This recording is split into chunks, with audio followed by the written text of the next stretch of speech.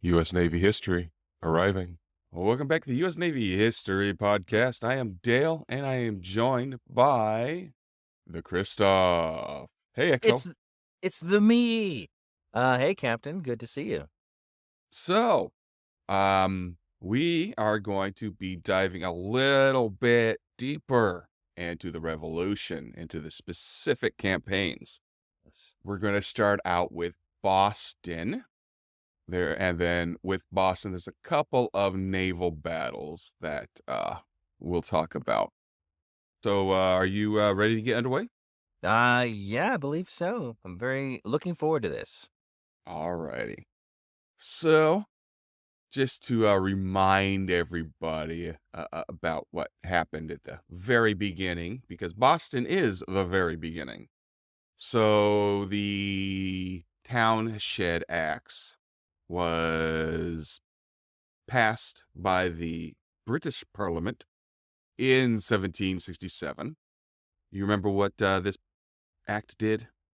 I believe the colonists called them the Intolerable Acts, and they tried to recoup money from a recent skirmish or war that they had, and it was basically taxing a lot of different things, including tea.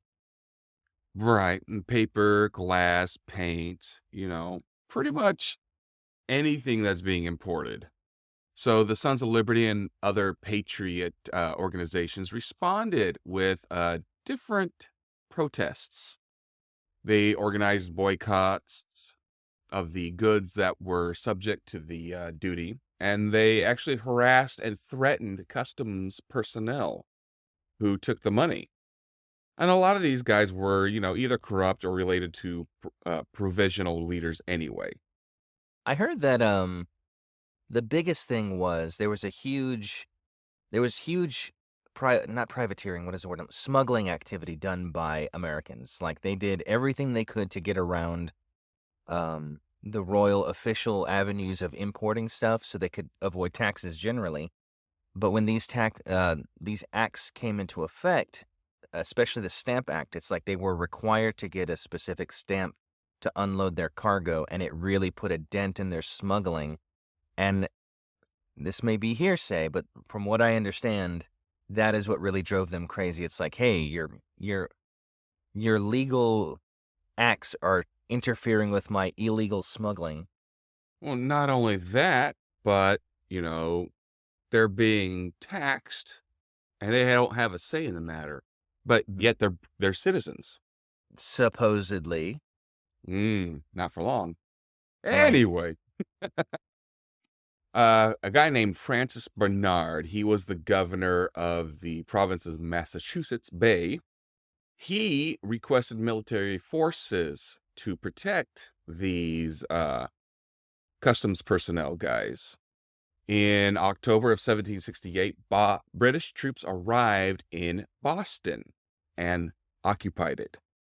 And then tensions that led from this occupation directly led to the Boston Massacre.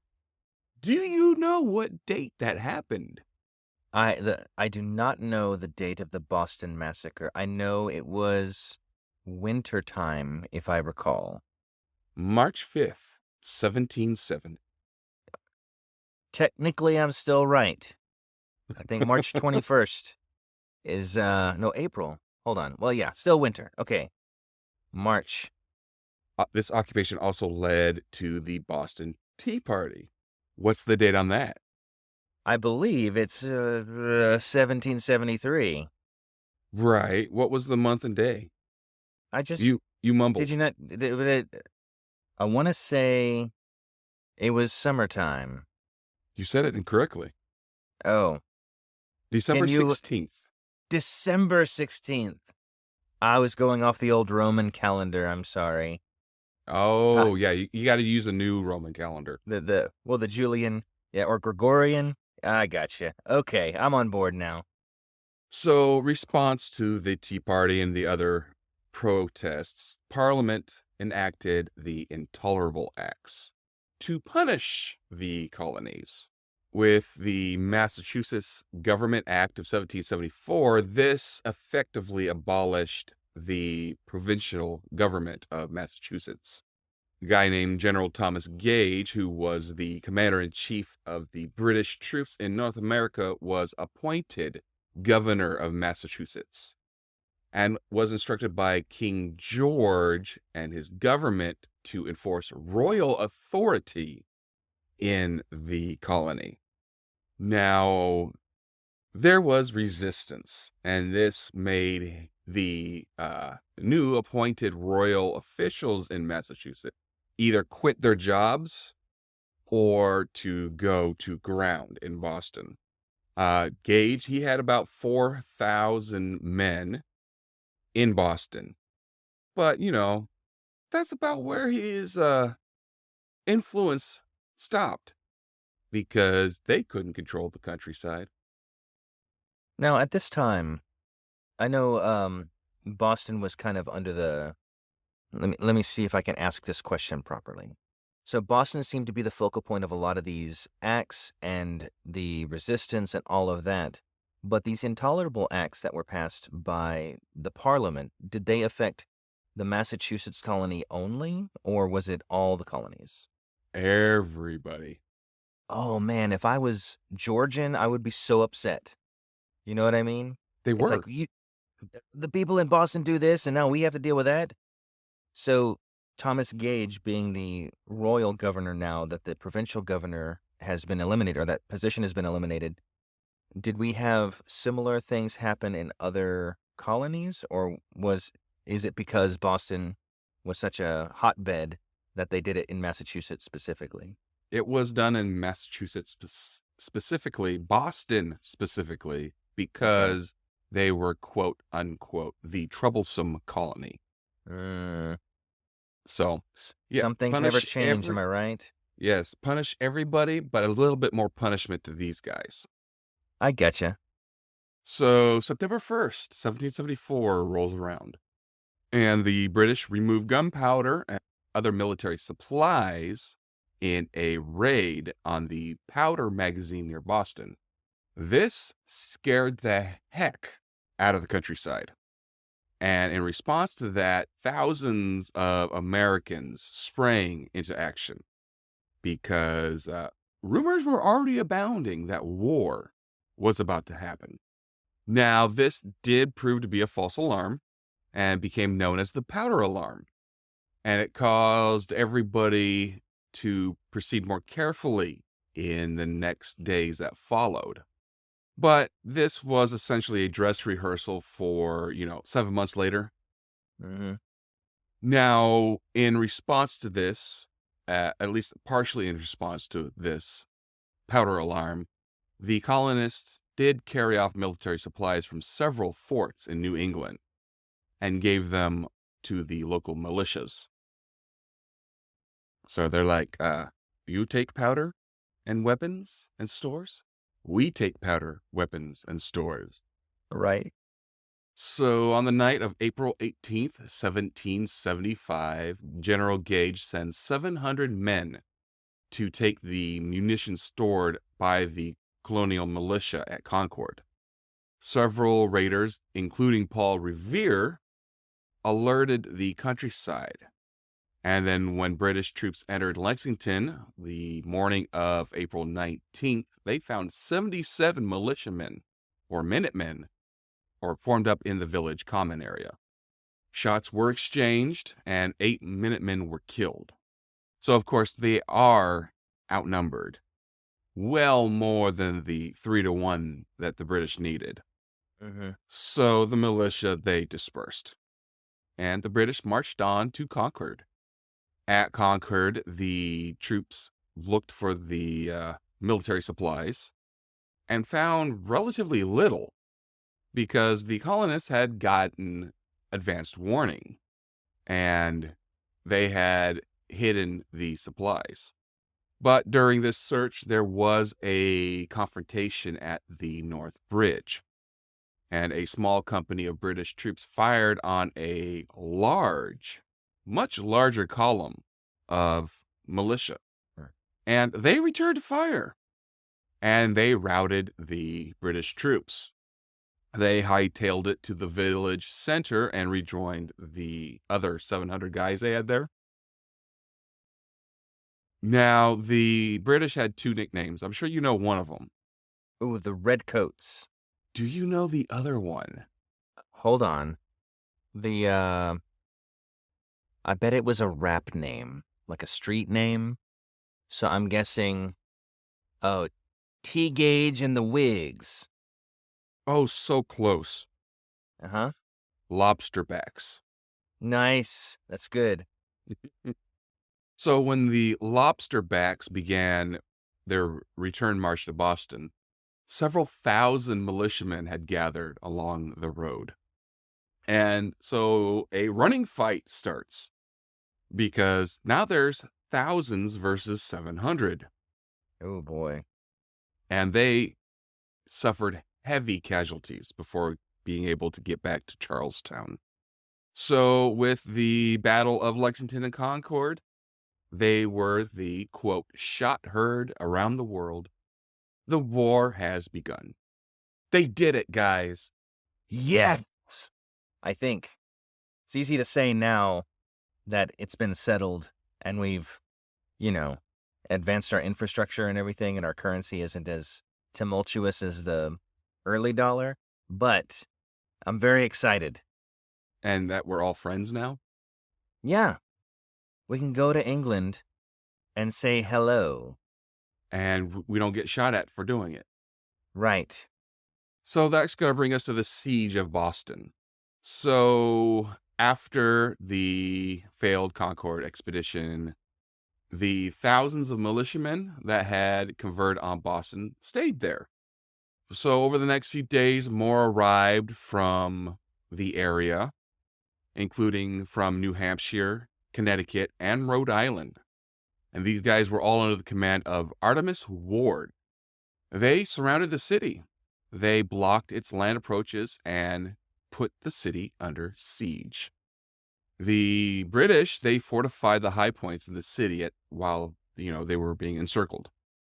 Now, the British were able to resupply by sea, but, it takes a while for these boats to get there.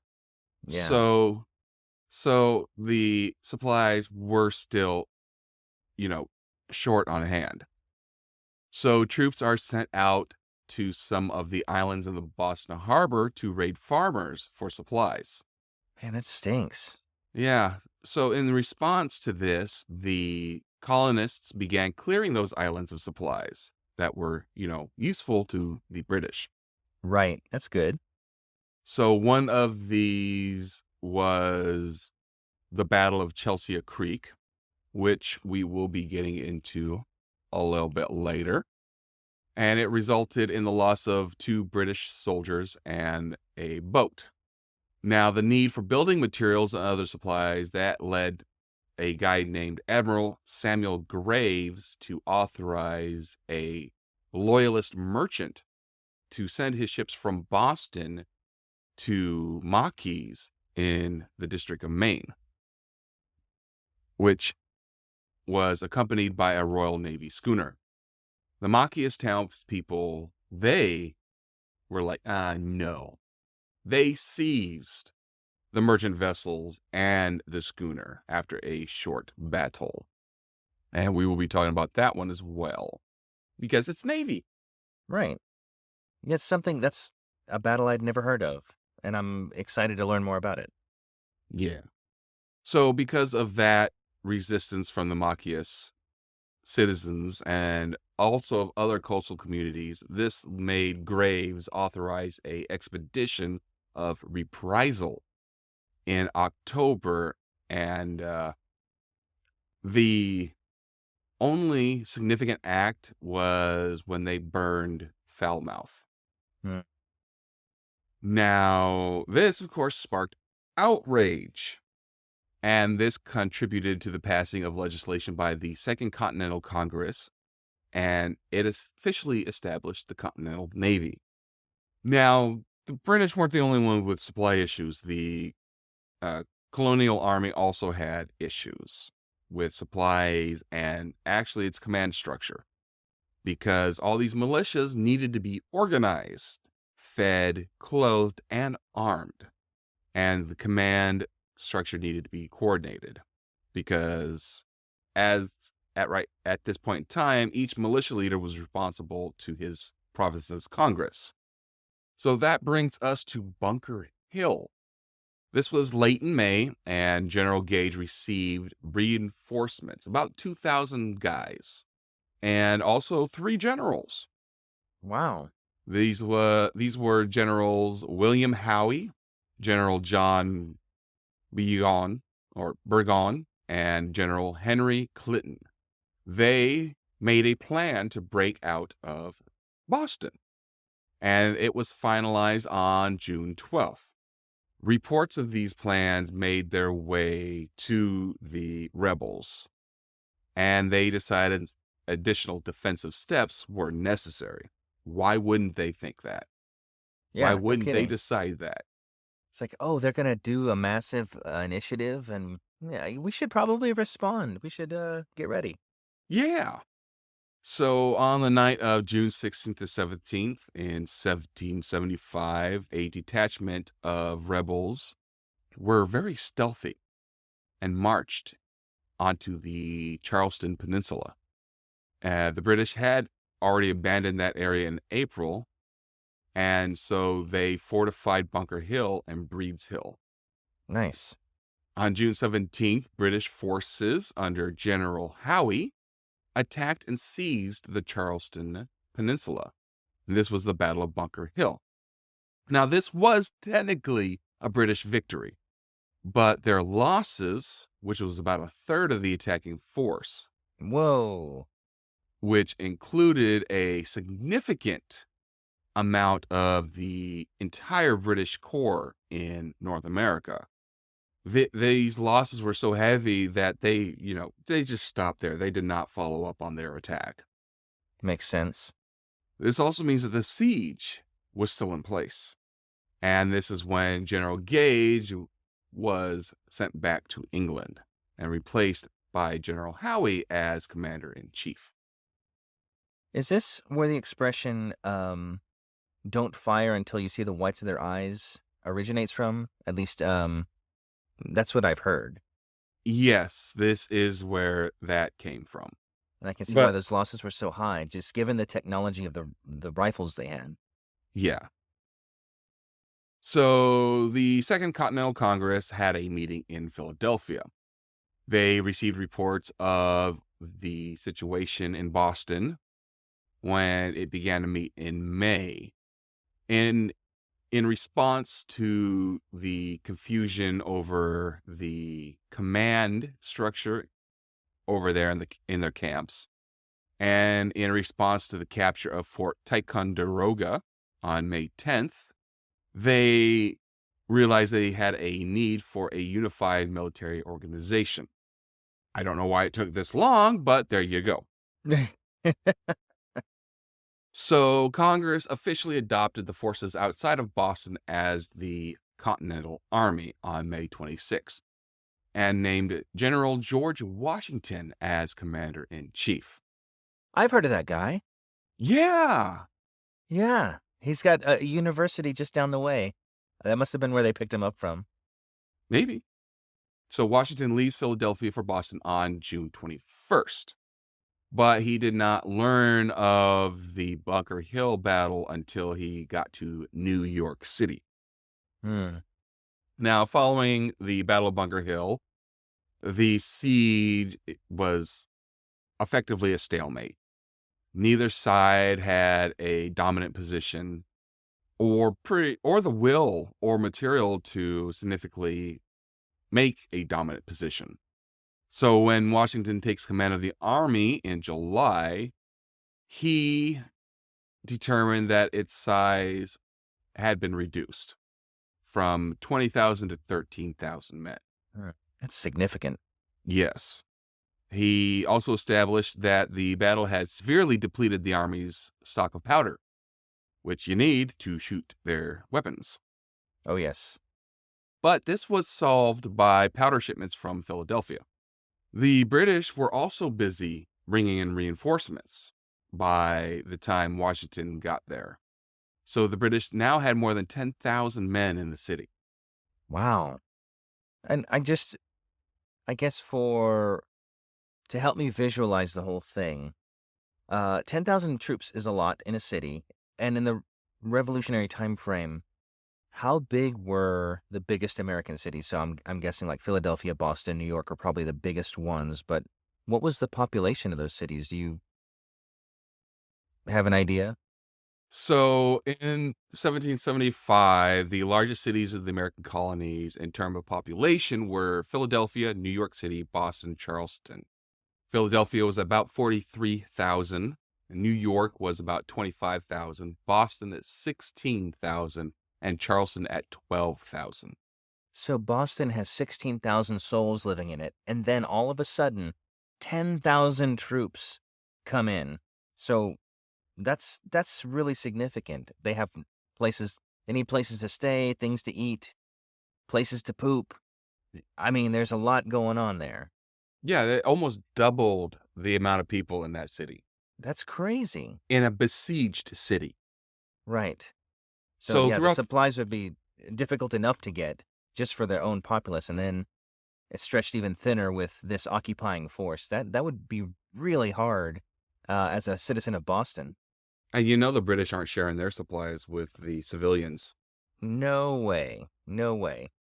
So throughout the summer and fall, both sides dig in. There were occasional skirmishes, but neither side chose to take any significant action against each other. So Congress wanted to take some initiative and capitalize on the capture of Ticonderoga.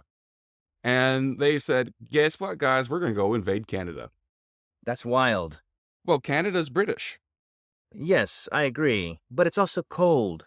Nobody wants, I don't know. I guess it's not as different than Buffalo, New York in the winter, but Yeah.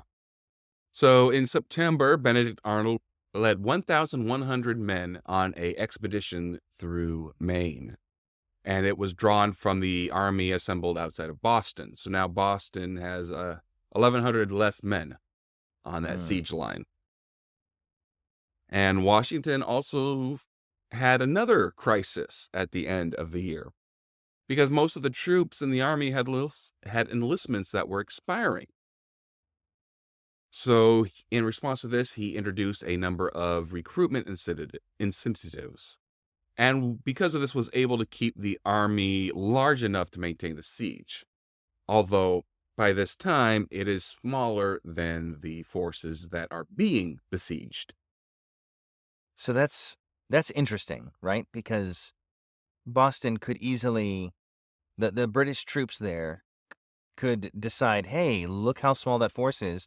If we just take them on now, capture their general, this is over. And so I'm curious why, I guess strategically, it may be in the British playbook. It's like, hey, if you're being sieged, just do these things. And it never includes go out and take care of the problem. Well, remember, when you are going to take a fortified position, which a the siege, which the siege army had, the ratio you want is 3-1. So, with 10,000 troops in the city, you need at the besieging force to be at least 2,500 or less. I'm sure there was more than 2,500 still on that siege line. I see. Okay. Also, attacking a fortified position is very, very hard and deadly. Yes, that's true. So, that the decision has to be made very carefully, especially with reinforcements months away. Right, and their supplies were already stretched thin, and so why use up all that powder for potentially no gain? Yeah. Okay, you've convinced me. So in early March 1776, a guy, an engineer, in fact, named Henry Knox, he moved the heavy cannons that had been captured at Fort Ticonderoga and moved them to Boston. The guns were placed on Dorchester Heights over a, over a day, and this position overlooked the British positions. Oh, So this means that the British positions were now untenable. Now, General Howe did plan an attack to reclaim that high ground, but a snowstorm rolled in and prevented the attack to happen.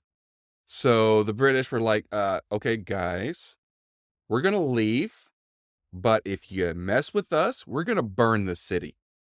So they were successfully able to evacuate the city on March 17th of 1776 and sailed for refuge in Halifax.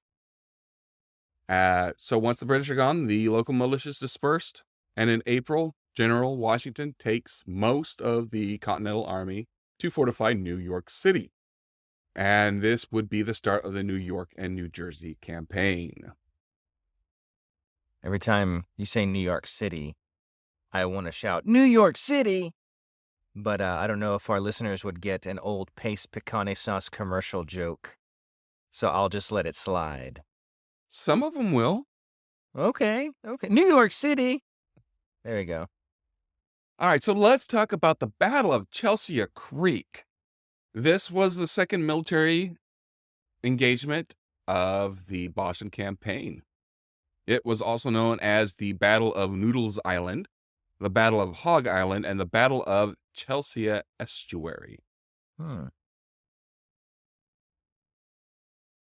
don't know if there's so many names just because a lot happened or there was just a lot of confusion about it. And it's just a bunch of people like, no, it was Hogs Island. Yeah. That's Chelsea Estuary, you fool. Sorry. Go ahead. Now that's all good. So, as we mentioned before, after the Battle of Lexington and Concord, the thousands of militia forces from throughout New England were, besieging Boston. But the British were still able to sail supplies in from Nova Scotia, Providence, and other places. But there was one remaining local area that was able to continue to supply the British forces in Boston after this war began. Farmers to the east of the city in coastal areas and on the Boston Harbor found themselves vulnerable because once the siege began, because they were exposed to British influence from the sea. Now, they knew that if they continued to sell livestock to the regulars, they would be viewed as loyalists in the eyes of the American forces. Right. But if they refused to sell to the British, they would consider them rebel, and they would just go in there guns blazing and take what they want. That's a bad situation to be in. Yeah. So on May 14th, the Massachusetts under Joseph Warren issued a order.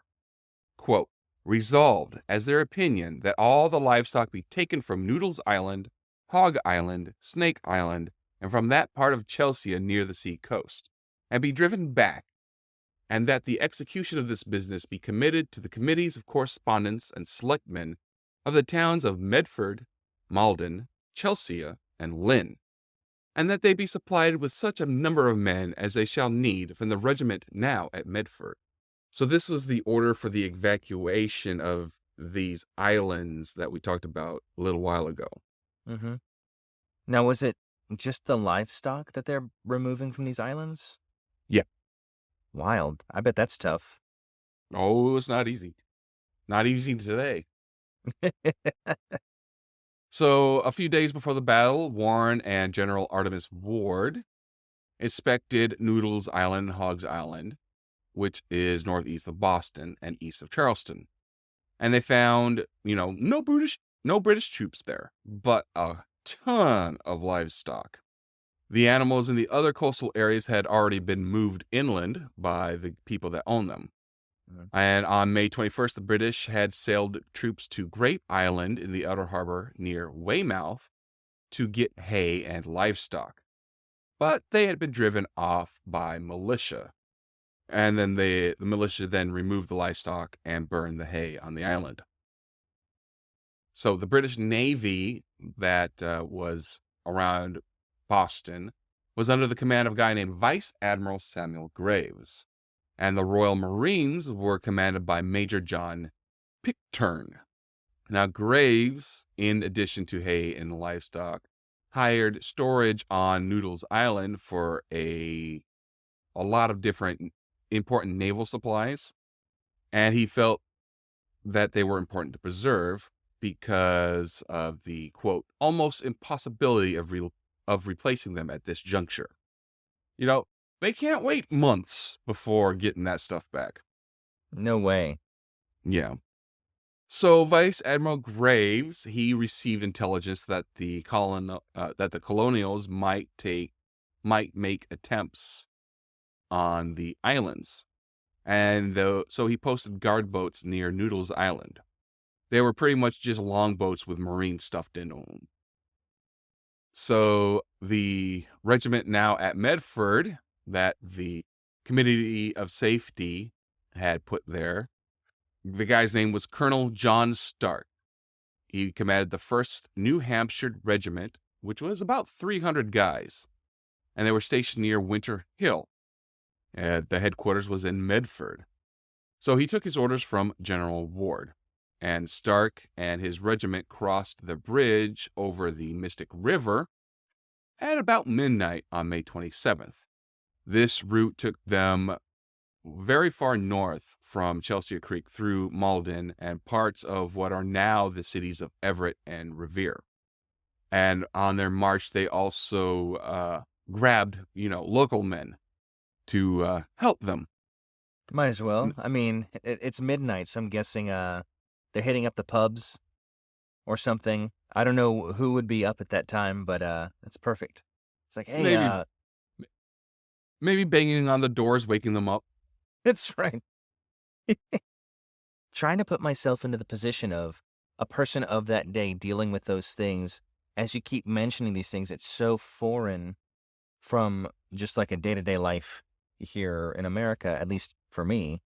And so I can't imagine I'm going to go to bed. Oh, someone's banging on my door. Oh, they want me to help them repel an invading force or protect our community resources from said force. It's wild. So yes, And, continue. yeah, I'll continue to have my mind blown as you speak. and the chance of that actually ever happening to you are so remote and slim.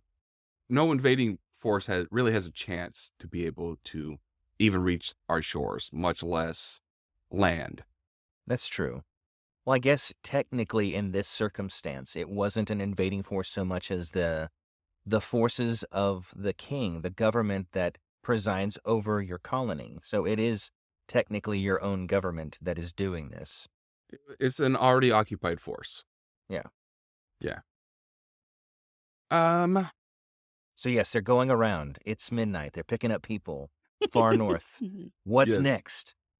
So Hog Island is accessible at low tide from the east by fording Belle Island Creek near what is the current location of Belle Isle Marsh Reservation. So this crossing was able to take place without the Marines that were in the longboats noticing. So Stark begins to move his force to Hog Island at about 1000. And he directed most of the men to round up livestock. And while there, he forded Crooked Creek to Noodles Island with about 30 guys. His small force on Noodles Island scattered into small groups, killed the animals they could find, and set fire to the haystacks and the barns. Well, if we can't take them with them, if we can't take Yeah. them with us, we're not leaving them there for the enemy. That's crazy. That's but I mean that was a regular we've talked about this throughout this conflict. That was a regular thing. It's like we're not going to leave you with the powder or the food or shelter, even in some circumstances. Oh, by the way, for those that participate in our drinking game, arson, drink. So now that the arson has s- started, there is now smoke in the air. And that's when the British first noticed something was amiss. Vice Admiral Graves on his flagship, the HMS Preston, sees the smoke at about 1400, and he signals his Marines to land on Noodles Island, which they did, and they engaged Stark's forces. Of course, at this time, they're in small detachments, so, you know, not, not going to be a big battle. Hmm. Graves also orders the schooner Diana, which was under the command of his nephew, a guy named Lieutenant Thomas Graves, to sail up the Chelsea Creek to support the landing operation and to cut off the escape route for the colonists or for the colonials. So they land roughly 400 Marines, and they formed ranks. They made their blocky formations, Right. and they began to drive Stark's men back to the east. And no, so they mean their scattered forces versus a block of solid lobster backs. They retreated without firing Yeah. a shot. Uh, Smart. I think they accomplished their mission, right? I mean, that the purpose was to disrupt the resources, and so they don't need to stand and fight if they can well, avoid it. now they got to escape. Oh, yeah, yeah. So they flee until they reach Crooked Creek. There they dropped into marshy ditches and fired on the lobsterbacks. I love that nickname. And these ditches are strong defensive positions. So this is when a ferocious battle follows. The colonists squatting down in the ditch, and they just started shooting at them until the lobsterbacks retreated. No kidding. Yeah. The Marines withdrew from their positions to the interior of Noodles Island, and that's when the Stark's men left Crooked Creek and joined the main body of the forces on Hog Island. Now, the HMS Diana and other vessels that were with her continued northeast up Chelsea Creek, pursuing these guys. And by sunset, hundreds of cattle, sheep, and horses had been driven from Hog Island to the mainland. Um, Also around sunset, Diana turned around in an attempt to avoid being trapped in the shallows of the creek. But Lieutenant Graves realized he would need help, and he sent a signal to his daddy, Vice Admiral Graves. And so the Vice Admiral orders barges with Marines in them into the creek to tow the Diana out, along with the sloop, the Britannica, and a tender, the HMS Somerset. I'm sorry, Uncle Vice Admiral Graves. Oh, right. Yes, But because it was his nephew. right, that the HMS Somerset was under the command of another cousin, Lieutenant John Graves. I suspect nepotism, or maybe it's the family business. Who knows? The British, they buy their ranks. Remember, we discussed this. Right. Well, yes. I guess let's continue. I'll continue listening to see if the Graves family is capable. And because even though you buy your rank, you still may be capable, but odds are you're not. You're not going through the arduous task of getting promoted and learning from experience of the different conflicts that Britain was in. So continue, and then I'll make a judgment on the Graves family. Well, I do know that little old Thomas did go on to become a admiral later in Mhm. his life. So, I mean, Yeah. whether he bought it or not, I don't know. But, But I guess if your family's in the business and you're around them all the time and you just get to know, Hey, tell me about the tactics of this battle that you were in. Well, this was what was important. And it would be just like apprenticing with your dad, who's a carpenter or a tradesman of some sort. Well, let's hope that they did take that tactic instead of just being completely worthless like a lot of these guys were. Well, I mean, well, yeah, we'll see. I don't want them to be too effective. They are trying to suppress the American colonists. So, some of, Stark's men were driving the livestock up the coast. And others noticed that the Diana was in trouble and they called for reinforcements. General Putnam had like 1,000 troops and they came up on the shore near Diana. This was at the mouth of Chelsea Creek.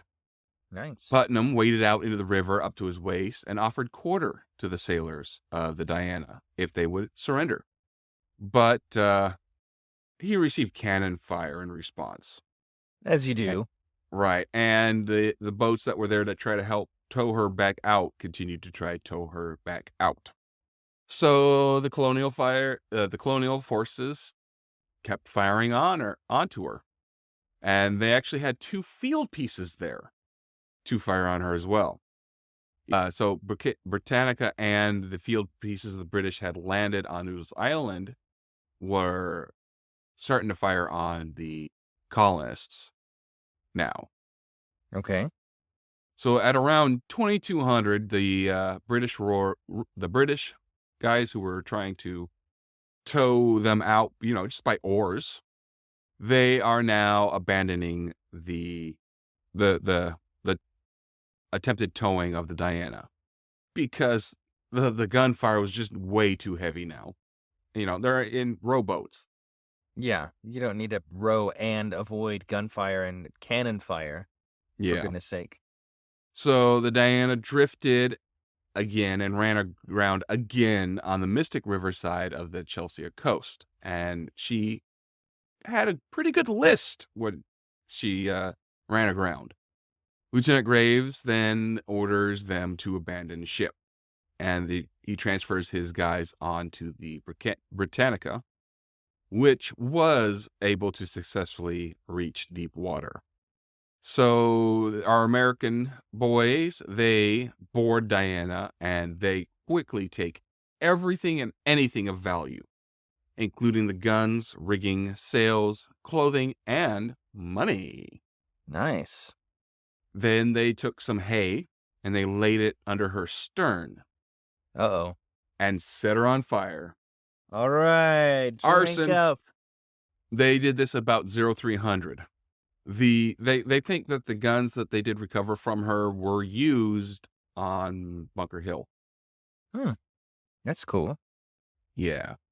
So this battle was apparently the first use of field pieces by the colonial army. They suffered no fatalities and only had a handful of wounded. That's impressive. Right. So this boosted their morale because they didn't have very many casualties. They captured and destroyed a British naval vessel. That's significant. And this also gave Israel Putnam the collateral he needed to be appointed by the Second Continental Congress as a general in the Continental Army. Yeah, I could see that. That was a very successful operation. Yeah. Now, General Gage, when he sent his report back to London, he said, quote, 2 men were killed and a few wounded. But this was an understatement. The Pennsylvania Journal reported on June 21st, 1775, that General Gage himself recorded at least 100 killed, while other sources said more than 300. One source said, quote, the regulars were said to have suffered very much, not to have had less than 200 killed and wounded. The loss was probably greatly exaggerated, that, however, had a good effect on the provisionals. The affair was a matter of no small triumph to them, and they felt upon the occasion more courageous than ever. Well, good for them. Yeah. So General Gage orders cannon mounted on top of Copp's Hill in Boston, and Vice Admiral Graves moves the Somerset, which had been stationed in the shallow waters between Boston and Charleston, into deeper waters to the east of Boston, where, they could actually maneuver the thing. Right.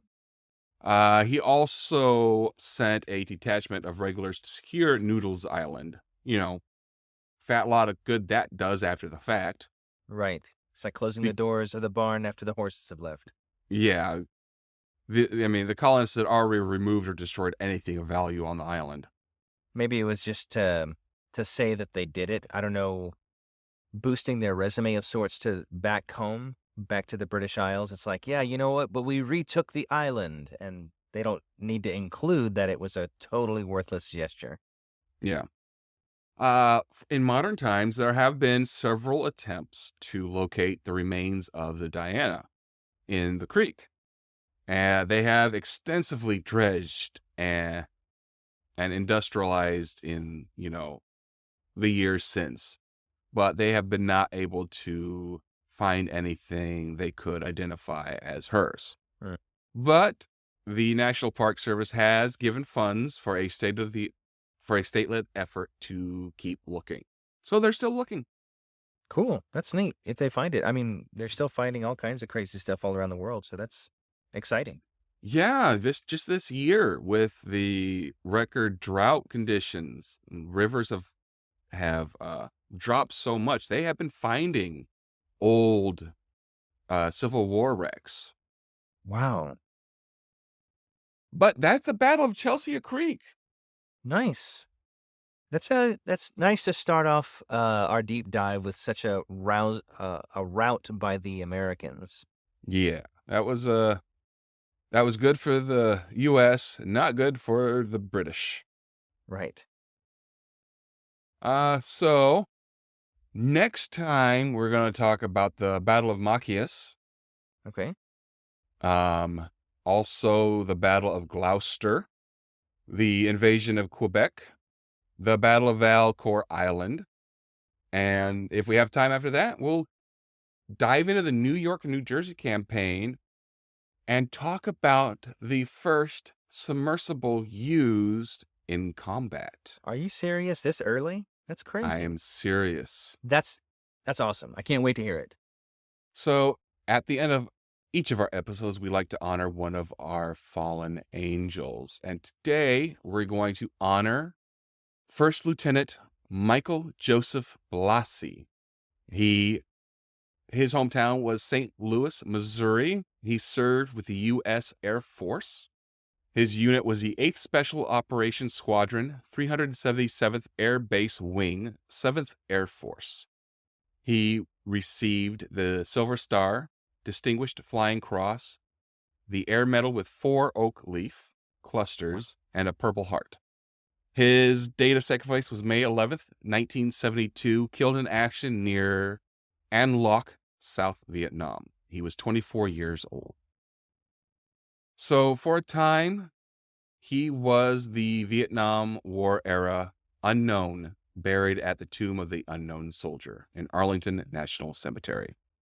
This is the tomb that serves as a symbolic grave for all war dead whose remains have not been found or identified. Michael Blassie was born on April 4th, 1948 in Florissant, Missouri, which is a suburb north of St. Louis. He was the oldest of George and Jean Blassie's 5 children. After graduating from St. Louis University High School with the class of 1966, Michael was accepted at the United States Air Force Academy in Colorado Springs, Colorado, and received his commission as an officer in June 1970. He was sent to Columbus Air Force Base in Mississippi for undergraduate pilot training and earned his aeronautical rating as a pilot in 1971. After more training, Blassie qualified on the Cessna A-37 Dragonfly. The Dragonfly was a small, light, jet-powered attack aircraft nicknamed the Super Tweet. The planes were relatively inexpensive, and because they could fly low and slow, they could deliver their firepower more accurately than heavier conventional bombers. But that accuracy came at a price. The Dragonfly was also more vulnerable to enemy ground fire than the higher altitude bombers. In January of 1972, Blassie deployed to Vietnam with the 8th Special Operations Squadron, 377th Air Base Wing, 7th Air Force. And on the morning of May 11th, 1972, First Lieutenant Blassie took off from the Bien Hoa Air Base in South Vietnam in his Dragonfly A-37, just 4 months after arriving in Vietnam. He'd already flown 137 combat missions. On this day, he was targeting an enemy artillery position outside of An Loc, near the Vietnam-Cambodian border 60 miles north of Saigon. Witnesses report seeing a burst of anti-aircraft tracer rounds firing at Blassie's Dragonfly as he attacked the target in close combat. Blassie's flight commander, Major James Conley, described the attack in a letter to Blassie's parents. Quote, "Mike's aircraft was hit and began streaming fuel. He must have been killed instantly because he did not transmit a distress call of any kind. The aircraft flew a short distance on its own and then slowly rolled over, exploding on impact in enemy-held territory. The next day, efforts were made to recover First Lieutenant Blassie and to inspect the wreckage. Heavy enemy fire prevented immediate access to the site, and Michael Blassie, aged 24, was declared killed in action. 6 months later, the Allied South Vietnamese Army gained access to the crash site and recovered Blassie's personal belongings and 6 bone fragments. All were sent to the Saigon mortuary, then to a search and recovery center at Camp Sai Mae San in Thailand, and finally to Hawaii's Central Identification Laboratory. The Blassie's remains being separated from his personal belongings and other items from the crash site. A series of mistakes and flawed procedures led to his remains being reclassified as designated unknown and stored in the Central Identification Laboratory in a file with the label X-26. First Lieutenant Blassie's family was not informed that the crash site had been accessed or that the remains were recovered. On Memorial Day, May 28, 1984, the remains designated X-26 were interred as the Vietnam Unknown in a cemetery at the Tomb of the Unknown Soldier in Arlington National Cemetery. After years of political and media pressure from the Blassie family, former Army Green Beret Ted Sampley and CBS reporters Eric Edinburgh and Vince Gonzalez, in May 1998, the Pentagon and Defense Secretary William Cohen announced that the Vietnam Unknown would be disinterred and DNA tested.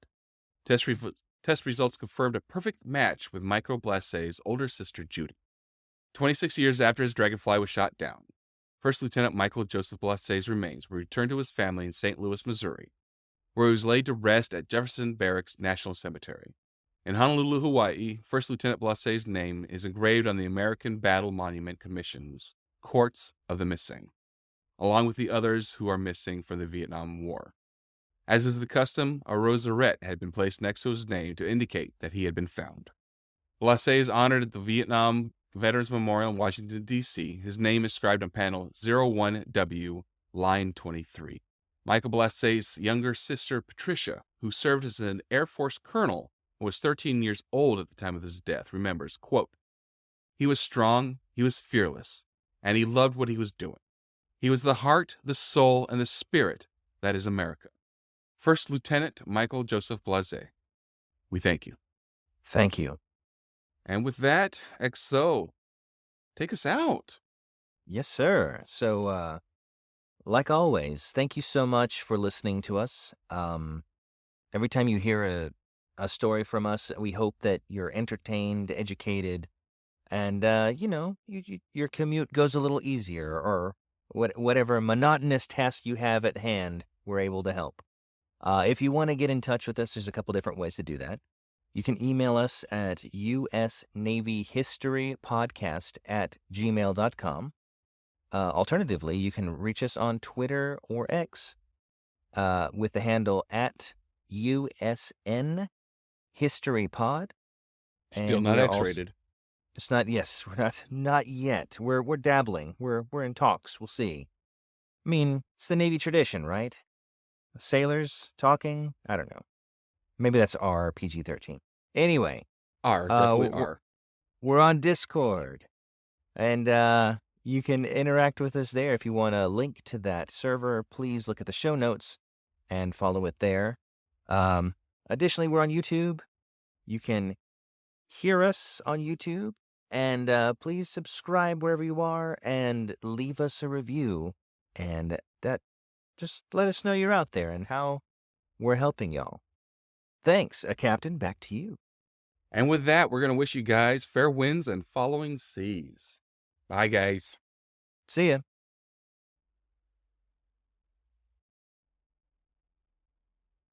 U.S. Naval History Podcast.